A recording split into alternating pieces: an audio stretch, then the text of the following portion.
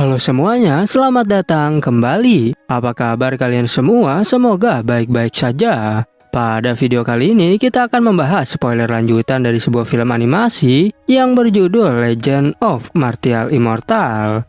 Baiklah, daripada kalian semua penasaran, mari kita mulai saja pembahasan spoiler lanjutan untuk episode kali ini. Tanpa berbasa-basi lagi, langsung saja kita mulai videonya.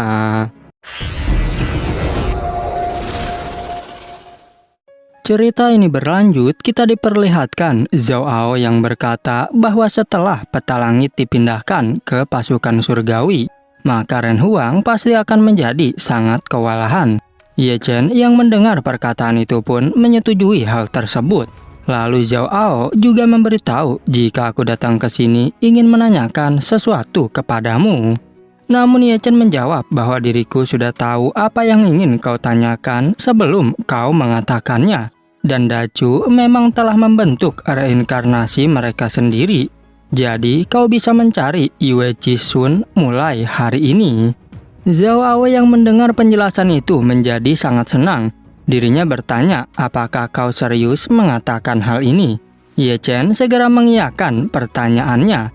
Tapi Ye Chen juga mengingatkan meskipun Yue Jisun bereinkarnasi, tapi dirinya masih belum tentu menjadi seorang kultivator, dan mungkin dirinya hanya akan menjadi manusia fana. 还有一件事想要请教你，这下人皇可就有的忙了。你可以去找他了。大楚确实是自成轮回后，并不一定还是修士。 Zhao Ao menjadi sangat terkejut mendengar penjelasan Ye Chen.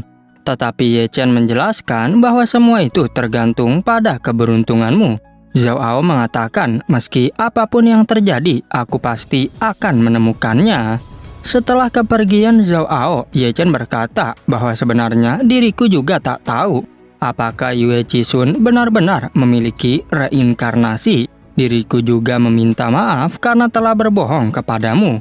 Dan jika memang Dacu memiliki reinkarnasi, maka diriku juga akan mencari keberadaan Ruyan.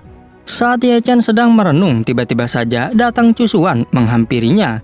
Cusuan bertanya di manakah Xian saat ini dan mengapa ia tak kembali bersamamu.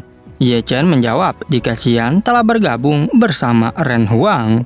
Ye Chen juga memberitahu bahwa generasi Tianting berikutnya tidak akan dipimpin oleh Xian, melainkan Huala yang akan menggantikan dirinya. Setelah mengatakan hal tersebut, Ye Chen segera membuat Cusuan tak sadarkan diri. 就看你的造化了。这更难找了。谁要跟你有缘？谢呢？他的徒儿要为他扳回一城了。最让我惊艳的还是虎娃。 Tak berselang lama, muncul kesengsaraan surgawi yang menyelimuti tubuh Ye Chen. Tapi dengan santainya, Ye Chen berkata bahwa kau tak akan bisa membunuhku. Dan saat kesengsaraan surgawi mengeluarkan petir, tubuh Ye Chen dibuat kesakitan. Kemudian datang naga Longye yang bertanya mengapa dirimu malah melakukan hal ini. Ye Chen menegaskan jika bertarung melawan takdir sangatlah menyenangkan. Naga Longye mengatakan apakah semua tubuh suci milikmu begitu kuat sehingga kau justru melakukan hal yang tak masuk akal seperti ini.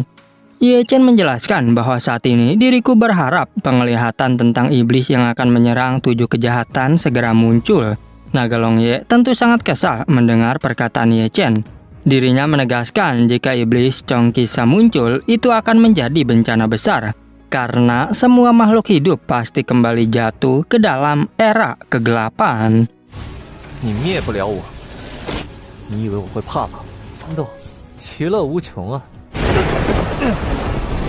Namun Ye Chen berkata bahwa surga itu sangat kejam, dan mengapa takdir kita harus ditentukan oleh sang dewa surga. Bahkan jika memang ada suatu hari ketika 7 iblis muncul di dunia ini, maka diriku akan menjadi orang pertama yang bergegas ke langit untuk memulai pertempuran. Naga Longye yang sudah lelah dengan tingkah Ye Chen pun hanya bisa menghela nafas. Tetapi saat Ye Chen akan segera pergi, naga Longye langsung menghentikannya. Dirinya bertanya mengapa kau mengurung Ling Yuer di istana bawah tanah. Ye Chen menjawab jika semua itu karena aku bertemu dengan Hong Chen. Naga Longye mengatakan diriku tak menyangka jika Hong Chen masih hidup. Tetapi apa hubungannya dia dengan Ling Yu'er yang kau penjarakan di istana bawah tanah? Ye Chen menjelaskan bahwa Ling Yu'er adalah istri dari Hong Chen. 是希望天魔冲七煞的异象，真是个疯子！冲上九霄，向天开战。想到他居然还活着。要是没事的话，我就先走了。 Di sekte Heng Yue, para murid mulai bersiap untuk mendaftarkan diri mereka pada kompetisi 3 sekte. Sedangkan di tempat lain terlihat Ye Chen yang sedang mengawasi peta langit berbintang. Lalu tetua Chu bertanya apakah anakku membuat masalah di sekte Heng Yue. Ye Chen menjawab jika senior tak perlu khawatir karena hal itu sudah kutangani. Ye Chen tak menyangka ada banyak orang yang datang untuk menyaksikan kompetisi 3 sekte tersebut. Tetua Jiang menjelaskan jika saat kau pergi kami mendiskusikan beberapa hal. Jadi murid generasi Xuanzi dari 81 sekte dan 9 aula juga berhak untuk berpartisipasi. Ye Chen bertanya apakah tempat kompetisi itu bisa menampung banyak orang. Tetua Gu memberitahu bahwa diriku telah membuka dunia luar angkasa dan tak masalah untuk menampung 30 sampai 50 ribu orang. Ye Chen pun mengerti dan berkata jika kau memang sangat bisa diandalkan. Tak lama kemudian datang naga Longye yang menghampiri mereka semua. Lalu Ye Chen memberikan esensi darah Phoenix pada Master Dan Chen. Namun Master Dan Chen berkata bahwa ini adalah inti dari Qing Luan. Jadi lebih baik kau tak perlu berbohong kepadaku. Ye Chen menjelaskan meskipun ini inti dari Qing Luan, tetapi terdapat darah Phoenix di dalamnya. Master Dan Chen pun mengerti dan memberitahu saat ini yang belum ditemukan adalah tanduk unicorn. Tak hanya itu saja, jika dalam hidup ini aku bisa menyempurnakan Tianji, maka aku bisa mati dengan damai. Kakek juga menunjuk peta langit sambil berkata mengapa ada pergerakan besar di sana. Ye Chen menyadari bahwa itu arah dari timur laut. Tetua Jiang menjelaskan jika pergerakan ini berasal dari cabang Tianting pertama. 太古星贴图的奥妙之处。大家都在呢，怎么样？前辈好眼力。啊，你不要诓我！天庭第一分店。 Kemudian Ye Chen segera memerintahkan mereka untuk mengirim pesan pada Master Aula Xiao Feng dan tanyakan apa yang terjadi di sana. Tapi tiba-tiba saja datang Chen Sue yang melaporkan bahwa ada sesuatu yang asing telah mendarat di Nanchu. Lalu dirinya mengeluarkan sebuah gambar yang baru saja dikirimkan. Tetua Jiang bertanya benda apa itu sebenarnya. Chen Sue menjelaskan bahwa setengah jam yang lalu kota kuno ini masih berpenghuni.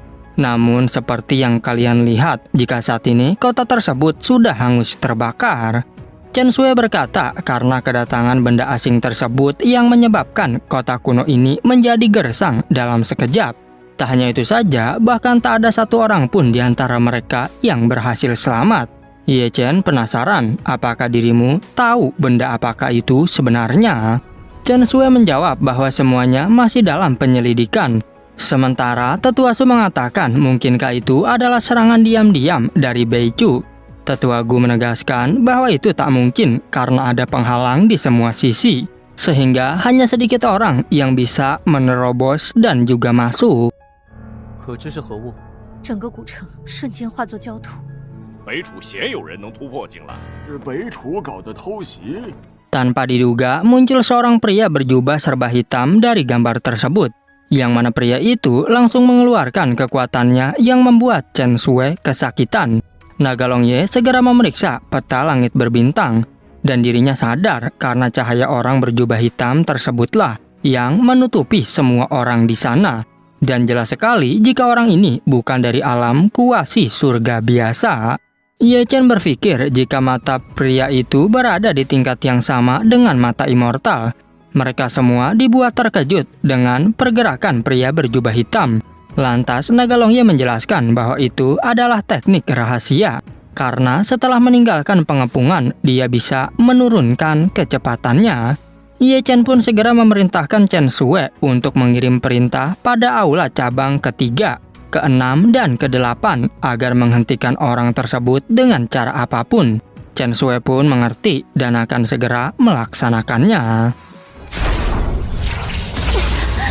快看太古星天图！应该是施展了某种秘术，听的就是那个黑袍人。第3分店，不惜一切代价。 Kemudian, Ye Chen mengajak para tetua untuk ikut bersamanya ke aula cabang pertama. Sedangkan Chen Shui diperintahkan untuk tetap di Tianting agar bisa membimbing mereka. Saat di perjalanan, Ye Chen bertanya pada Naga Long Ye, apakah kau mengetahui asal-usul orang tersebut? Naga Long Ye menjawab bahwa diriku hanya sisa jiwa dari yang tertinggi. Dan ingatan milikku tidak lengkap yang membuat diriku hanya tahu sedikit. Namun, kau tak perlu khawatir karena bagaimanapun dia juga hanya manusia biasa. Bahkan meskipun dirinya memiliki mata kekacauan, ia harus lebih unggul dari kita. Chen Shui memberitahu bahwa sekarang ini dia sedang berada di arah barat laut. Sehingga Ye Chen menjelaskan jika diriku dan Naga Long Ye akan menuju ke sana dengan cepat. Jadi kalian semua bisa segera menyusul kami secepat yang kalian mampu. 留在这儿吧，为我们指引方向。 你们随我一起前往第1分店驻地。龙爷，你见多识广，他一个人掀不起什么风浪，他的玉里残魂记忆并不完整。 Sedangkan di sana terlihat pria itu yang meremehkan tempat yang ia datangi. Karena sebenarnya tingkat kultivasi kuasi kaisar miliknya ditekan ke alam kuasi surga.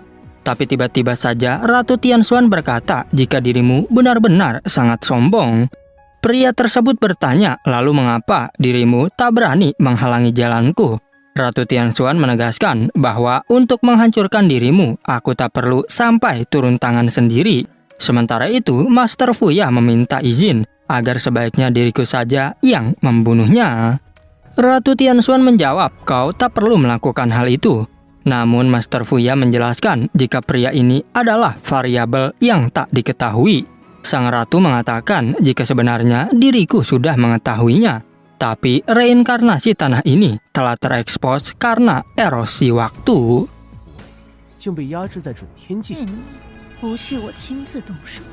你敢对我出手吗？在侵蚀之下出现了漏洞。他可是个未知的变数。 Master Fuya bertanya apakah Anda akan membiarkan dirinya pergi begitu saja? Ratu Tianxuan memberitahu jika kita mengambil tindakan pasti akan mempengaruhi inkarnasi surga. Selain itu juga konsekuensinya akan menjadi bencana besar. Dan diriku tak ingin melihat bencana keabadian itu terulang untuk yang kedua kalinya. Master Fuya pun mengerti dan tak akan ikut campur dalam masalah ini. Lalu Ratu Tianxuan memerintahkan agar sang master mencari celah dalam reinkarnasi tersebut dan segera menutupnya. Dan untuk masalah orang berjubah hitam ini, biarkan Ye Chen yang menghadapinya. Di sisi lain, Chen Shui masih terus membimbing Ye Chen dan yang lain untuk menuju pria itu. Yang mana pada akhirnya mereka berhasil bertemu dengan pria berjubah hitam. Pria tersebut berkata bahwa diriku tak menyangka kalian memiliki teknik rahasia untuk menemukan keberadaanku. 后果不堪设想。难道就这么放任他吗？先把轮回的漏洞找到。带行踪的通天秘术，怎么不逃了吗？ Ye Chen menjawab, meskipun begitu, diriku memerlukan waktu 2 hari untuk bisa bertemu denganmu. Tak berselang lama, datang Naga Long Ye dan para tetua lainnya. Yang membuat pria itu mengatakan, jika sepertinya hari ini aku akan mendapat hal yang bagus. Dirinya tak menyangka bahwa di dunia yang kecil ini memiliki begitu banyak garis keturunan khusus tersembunyi. Tak mau banyak bicara, pria tersebut segera mengeluarkan teknik pemindahan langit dan bumi untuk menyerang tetua Gu. Namun tanpa diduga, Naga Long Ye juga memiliki teknik itu dan langsung menghalaunya. Yang mana hal tersebut benar-benar membuat dirinya menjadi sangat terkejut. Sedangkan Naga Long Ye berkata agar kau tak perlu memamerkan teknik seperti ini di hadapanku. Dengan gerakan cepat, pria berjubah hitam itu segera melesat ke arah Naga Long Ye. Tapi dengan sangat mudah, Naga Long Ye dapat menghindari serangan darinya. 邪灵之体和道灵之体，太虚古龙的一缕残魂，人呢？也来试你一试。你会？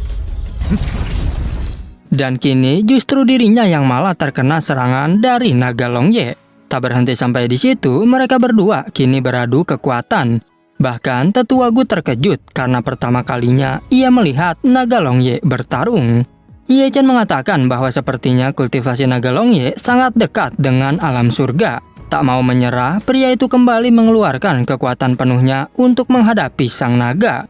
Namun tanpa diduga, datang Kaisar Pedang yang dengan sangat mudah menghancurkan teknik tersebut. Pria itu menegaskan, jika saja kekuatan milikku tak ditekan ke alam kuasi surga, kalian semua sudah mati di tanganku. Ye Chen juga segera menebaskan kekuatan pedang miliknya. Tapi ternyata pria berjubah hitam mampu menghalau serangan darinya dengan mudah.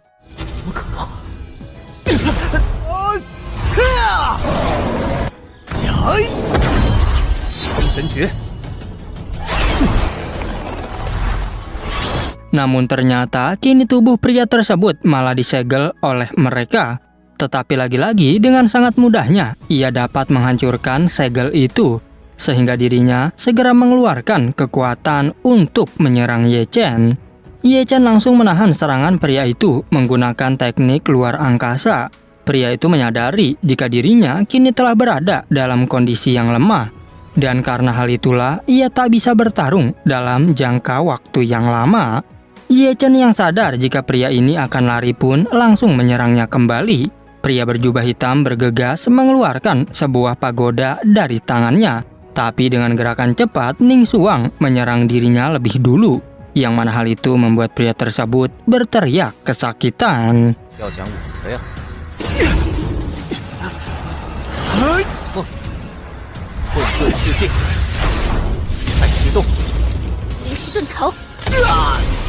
Dan pada akhirnya, spoiler untuk episode 101 season keempat pun bersambung. Oke, cukup sekian, terima kasih untuk video kali ini dan sampai jumpa di video berikutnya.